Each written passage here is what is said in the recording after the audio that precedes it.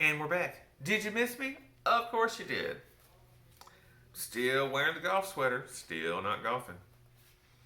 We are reading Almost Odis by me, Dusty Thompson. For some reason, I always turn my head like this with the book. I don't know why I do that, but I do it in every video. Apparently, it's my thing. So, we're going to keep doing it. Don't want to disappoint you just in case that's what you like. Who knows? We're on page 283, jumping into the middle of a post. During this time, I was dipping my toe back into the dating pool that I had chosen to leave behind in 2004. I had come to the conclusion, based on my fundamentalist upbringing, that I had to choose gay or God, and I had chosen God. At my non-denominational church in D.C., I completed a Bible study that asked whether I was looking at my relationship with God through the lens of the dad.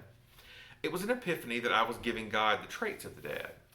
I thought God was capricious, sometimes generous, sometimes mean, sometimes supportive, sometimes antagonistic. Once I realized these behaviors were inaccurately attributed to God, I was able to start unlearning the false narratives I had been taught that He, God, hates anything. Being gay is not a sin, so God didn't hate me just because I existed. With this new realization, I began to research and study and really pursue my relationship with God. And I also discovered that the homosexual was not put into the Bible until 1947, and the guy that put it in there admitted he was wrong. So, there you go. Read Kathy Baldock's book and she explains all about that. Once I moved to California, I still wasn't ready to date and I continued my pursuit of God. But by the time I was nearing the end of 2013, I thought I might be ready to see if I wanted to date. I met a gentleman at a fundraiser for charity on whose board I served. Academy of Friends is a great organization which raises money to award grants for other organizations who provide services and support for those with HIV and AIDS. And a shout out to all my buddies on the board of Academy of Friends, Beth and Matthew most especially. Hey guys. This gentleman and I went on several dates and I really enjoyed his company. Knowing my sexual orientation had been theoretical to my family, as there had been only one person to meet and that had been in 1996, and he was a horrifying idiot that we don't talk about anymore. I wanted to give the dad a heads up just in case I brought my friend around at some point. I had come out to my family in 1994, but never really broached the subject any further when my mother's response to my statement, "I'm gay," was, "No, you're not." I had never really dated anyone, so my orientation was theoretical at best. I approached the topic one evening after my date and said, told my dad, "I just want you to know I have been dating a gentleman for a couple of weeks and he may be around at some point in the future." The dad responded, "Well, I guess that's all right, as long as you don't hold hands or kiss in front of me." I said, "Are you giving me conditions for behavior in my own home?" He said, "I'm the dad, I make the rules." You may be the dad, but you made the rules when I was a child. I am 42 years old and you were living in my house. I have no plans to start making out with some dude in front of you, I assure you, but if I feel the need, I will, and it's not your call. "Why are you all so upset? I said it was okay." No, you didn't.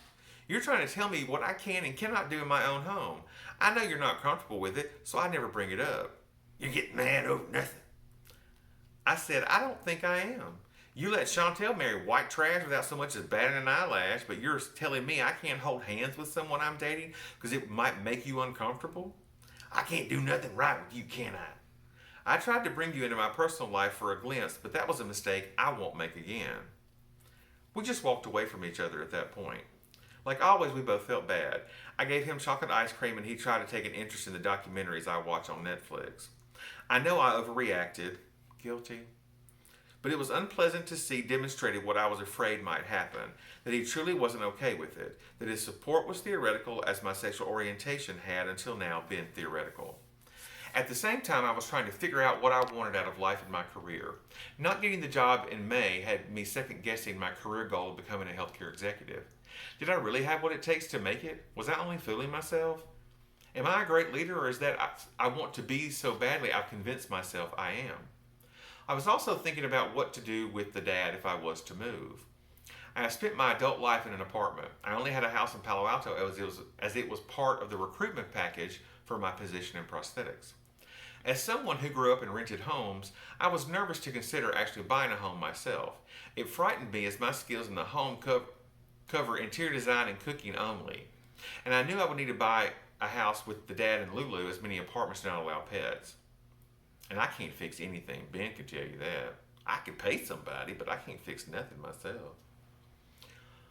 All this was weighing on my mind. When you get set up the premise of your blog as humorous, you can't depress your readership with your stories of woe or anger or pain. Perhaps if a life lesson is learned, it's one thing, but I didn't want to discuss the atmosphere in my home, and truly I didn't really want to live in my home. I started spending a significant amount of time with friends or shopping or any other reason I could find to be out of the house. This only made me feel guilty and made the dad more depressed. It wasn't a good situation and I didn't know how to fix it. December was stressful and busy, and I couldn't bring myself to document what was happening. Between my job search, the litany of woe that was the dad's daily laments, holidays, and other associated stresses, I documented nothing other than an increase in the dosage of my melatonin as my brain refused to turn off and let me sleep. I still take melatonin. My mind insisted on replaying every day in infinite detail, like the movie Groundhog Day, without the humor or maple syrup, but with about the same amount of jeopardy. When my sister left home after Christmas, she reminded me she had warned me about the dad, but more importantly, she chastised me for not writing more.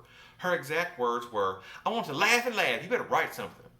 I promised to figure it out, and lo and behold, an event unfolded, and we will keep that folded up until next time. We'll see you. Thanks.